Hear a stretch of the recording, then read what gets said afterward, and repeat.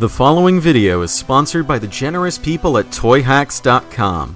TOYHAX is your one-stop shop for sticker sheets for Transformers of all generations, from reproduction labels for the oldest pieces in your collection to upgrade sets for the most recent retail releases. They also make labels for G.I. Joe, figure display backgrounds, and more. TOYHAX.com.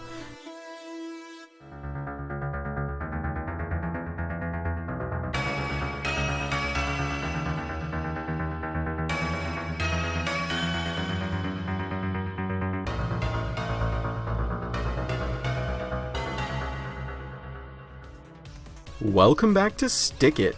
My name is Kit, and today we'll be taking a look at the TOYHAX Labels for Kingdom Rattrap. This set comes with 18 separately numbered stickers and costs $5. For once, this video won't be so front-heavy. Transformers Kingdom reintroduced beast modes in a big way, and one of the hallmarks of the line was its exquisite attention to sculpted detail, be it fur or feathers or scales. Consequently, Rattrap's Rat mode is stark, with no added details to speak of. Well, none that I elected to use.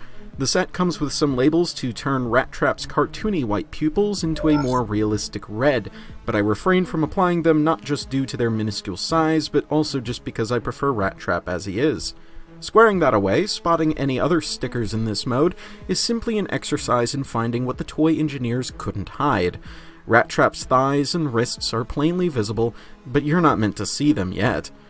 There's a shiny silver strip running up what will become his robot mode shins, but given how close the shade is to Rattrap's own gray coat, I think it's rather forgivable, wouldn't you agree?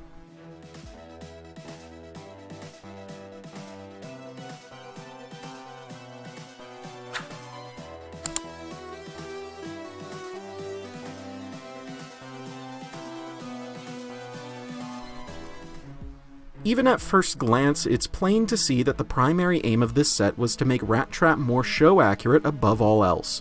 Rattrap's covered in more gold, silver, and bronze than the average podium ceremony, with bits of each metallic shade spread neatly across his body.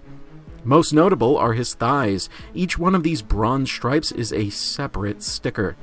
It was a very tedious half hour trying to get all of these perfect, but I can't say that the result isn't breathtaking. Now, we all know this is a sponsored video, but I wish to be as transparent as possible and air some complaints for a moment. This is the first set I've applied where I've had a noticeable problem with stickers peeling off, discounting the very earliest ones I've covered where I was just no good at it yet. Due to Rattrap's transformation, which involves the ball joint slots on his shoulders slotting into his backpack, these gold semicircles can have a serious potential to rub off. One of mine already has, and I've since lost it. Similarly, the bronze stripes running along the bottom of his helmet are peeling on both sides. I don't want to insinuate this is a design oversight or anything. I simply believe the set is highly ambitious for such a small figure, a victim to the realities of regular transformation. It appears that this set is better meant for a more display-oriented collector, who buys his figures, transforms them maybe once or twice, and then sets them on a shelf for years to come, taking them down only every so often to put them in cool poses, and right back up they go. Fortunately, there are a lot of collectors like that out there, so the vast majority of people who would be interested in this set won't even register that these problems can exist. Since I feel the need to end this segment on a positive, I'd like to circle back to the customizability that these sets sometimes provide. Even on a sticker sheet for a figure this small, you're provided with eye options in both modes. TOYHAX could have easily only included a set of red eyes to match both his original toy and show model, but they also included a pair of green eyes, presumably to match his transmetal form.